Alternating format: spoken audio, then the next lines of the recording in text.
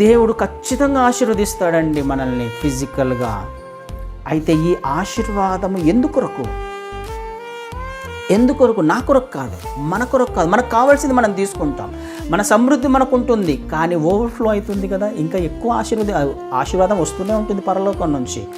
ఎప్పుడు వస్తుంది? ఈ వ్యక్తికి అదే వచ్చింది, ఆశీర్వదించబడిన వ్యక్తి అని రాయబడింది కదా అక్కడ 16వ వచనంలో. ఒక ధనవంతుని భూమి సమృద్ధిగా పండెను అని రాయబడింది. ఒక ధనవంతుని భూమి సమృద్ధిగా పండాను.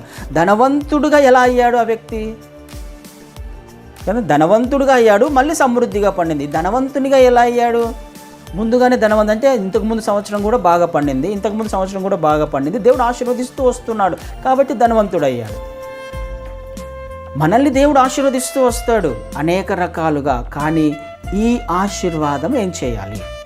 నా కొరకు కాదు, దేవుని కొరకు ఈ ఆశీర్వాదం ఉండాలి.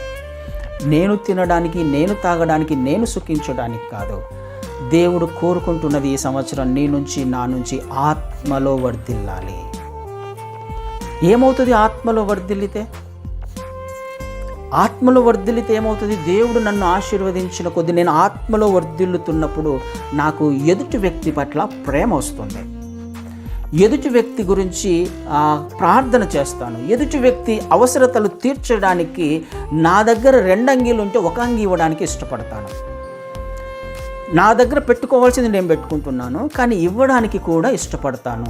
దేవుని కనికరము లేకపోతే దేవుని లక్షణాలు అవి. ఇది కనిపించాలి అన్నది దేవుని యొక్క ఉద్దేశం.